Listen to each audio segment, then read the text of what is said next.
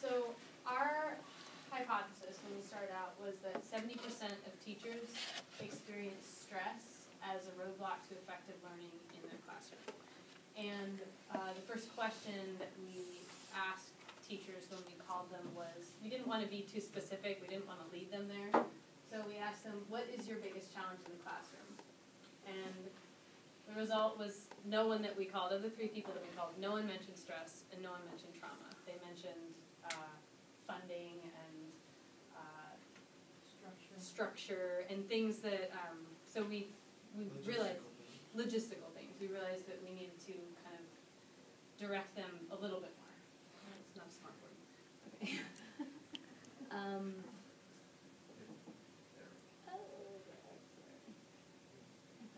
Okay, I got you.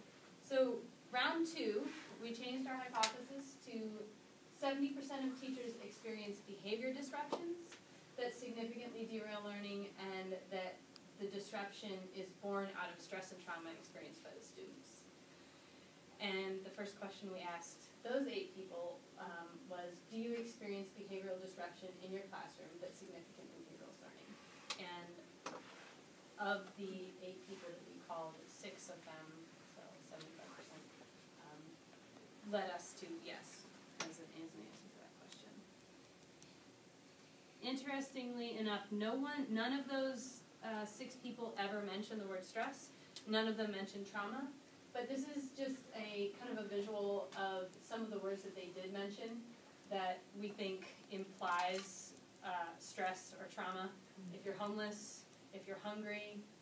These are problems that students brought to the class. Yeah, and mentioned specifically by the teachers we talked to. Gang threats, poverty, emotional issues, suicide attempts, threatening behavior, hearing arguments at home.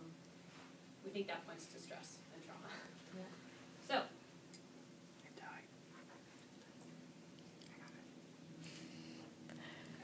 our solution is mindfulness. And what is it? It's, in a nutshell, it's being present to the moment in your classroom and having the ability to choose a response to a situation versus being kind of held captive by your reaction. And it's also being able to suspend judgment of a student or what's happening in the classroom. What does it look like? Practicing is it's introspection, breath and body awareness, and recognizing your feelings and needs as a teacher, and leveraging these things to stay grounded in the classroom when we have an explosion or something that's happening in the classroom like that, and effectively manage difficult situations. An analogy we came up with, or that I've heard somewhere else, I'm not sure, you can think of mindfulness for teachers as the announcement that you hear when you get on an airplane. Put your oxygen mask on first before you put it on your child, because if you aren't grounded and centered, you're not going to be able to help someone else get grounded and centered.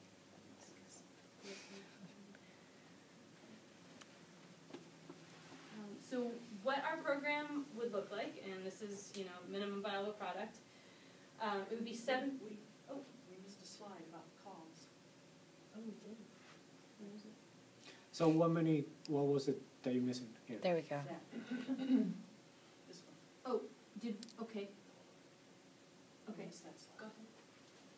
No, once we identified that everybody was mentioning these stressful issues and that we got the 75% confirmation, then we made additional calls, the callbacks, to see whether or not mindfulness would be an appropriate solution or an appropriate program for dealing with the hypothesized question, which was, if you've got behavioral disruptions in your classroom. So of 5 calls, all were interested in the product. They thought that a mindfulness professional development program would be helpful to them in the classroom.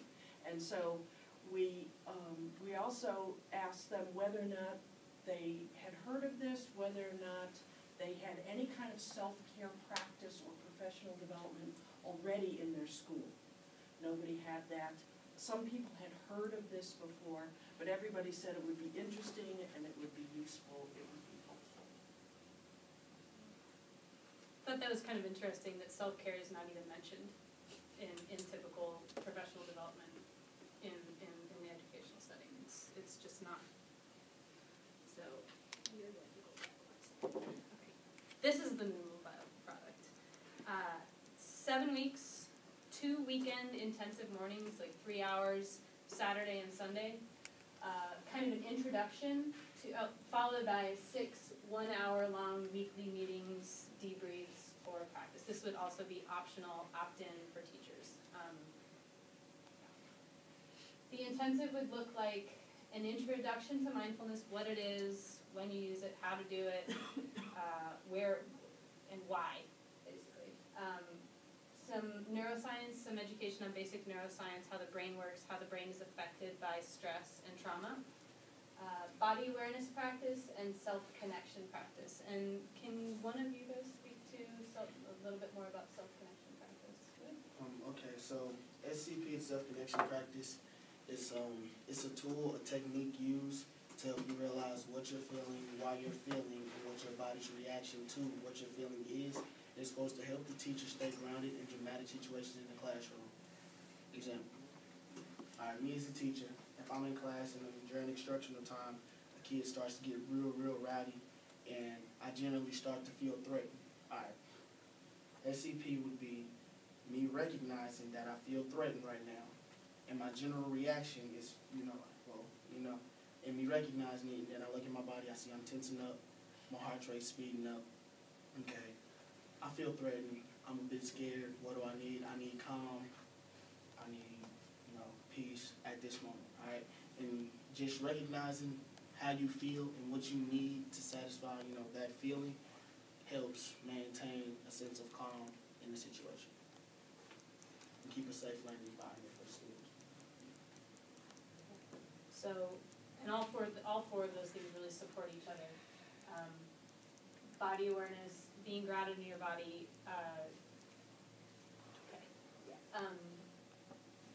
makes it easier to practice mindfulness. Having mindfulness at practice at home will facilitate your ability to do what CJ was talking about in the moment.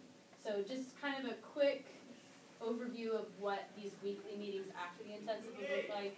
Start with a body awareness activity. We experienced that the other day with some of you guys weren't here, but it was kind of a stretching activity. A group mindfulness practice. First week would be 5 minutes, next week would be 10 minutes, with the expectation, or not expectation, but suggestion that teachers also do that at home. Continuing education on neuroscience, and then the rest of the time would be spent as to debrief technique effectiveness and what they're noticing in their classroom, troubleshoot, maybe talk about incidences that they have had in their classroom, and get feedback from other teachers on how they would have handled it, and sharing best practices.